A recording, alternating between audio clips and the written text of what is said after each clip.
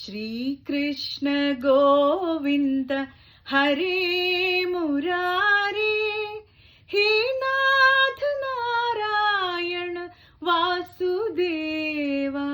Shri Krishna Govinda Hare Murari, He Nath Narayana Vasudeva. Radhe Radhe Radhe Radhe Shyam, Radhe Radhe Radhe Radhe Shyam, Radhe Radhe Radhe Radhe Shyam, Radhe Radhe Radhe Radhe Shyam. In Bhagavad Gita, Bhagavan talks about how we can uplift our own minds to get to that peaceful state. Uttared atmanatmanam na atmanam avasadayed. Atmaiva hyatmano bandhu atmaiva ripuratmanaha. Our own mind plays a role as an enemy. And the same mind, if it is uplifted and trained properly, it can be our best friend and a guide. So how can you do that? We need to understand different strategies that mind plays to pull us down. And that is a part of our own self, because nothing is apart from the self. Everything is a costume that is worn by the consciousness. So when you understand this, you need to set a goal. So first thing is we need to set a goal. Vyavasayatmika buddhi. So how can you set a goal? One, anityam asukham lokam imam matva bhajaswamam. First you need to understand what is life. Life is, everything is in life, everything is impermanent. We need to really get this into our system. Everything is impermanent. And everything, whatever we believe that which is giving us pleasure, someday it can turn into pain. So pleasure and pain, it's not in that object or relationship or in the things that we believe. The pain and pleasure, everything is in our own mind. So when you see the impermanence of happiness, whatever you go after, nothing is giving us permanent joy, permanent happiness. Let's say you go for a vacation and you spend so many days there. When you come back, you're so tired.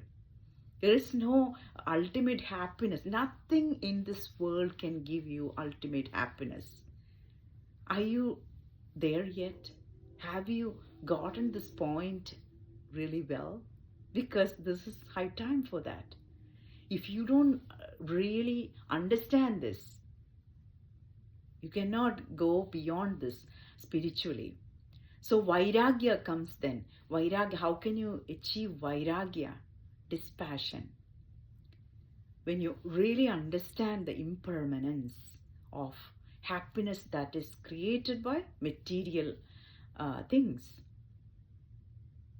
you can go beyond that. When you really know, let's say when you were a kid, you had so many toys and you would adore those toys, and if somebody takes that toy away from you, you would just start crying and make a fuss about it.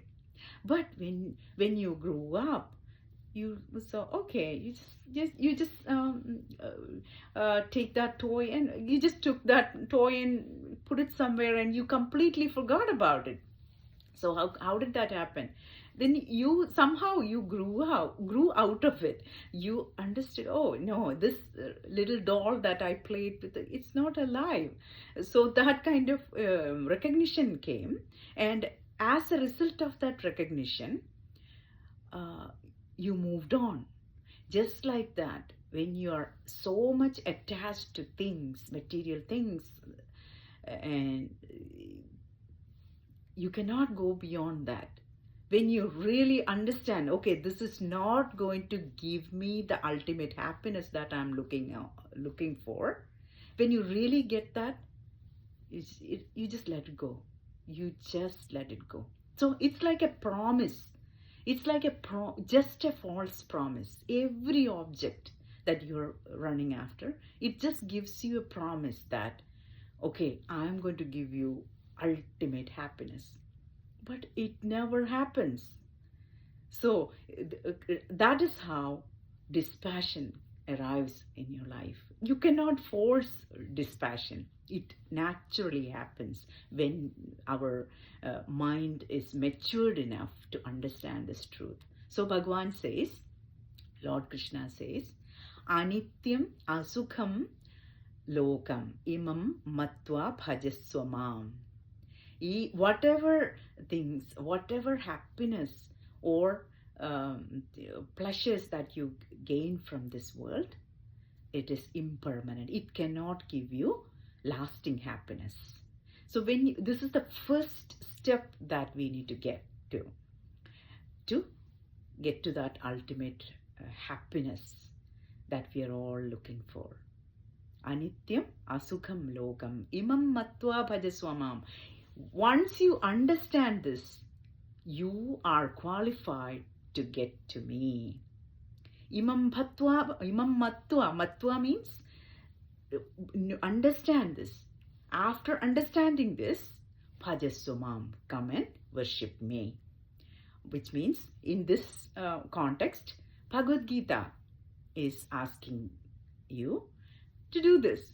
Bhagavad Gita is saying, once you have this qualification, you are eligible to worship me. You are eligible to understand the knowledge that I am giving. So I wish all of you get to this state, because you need to really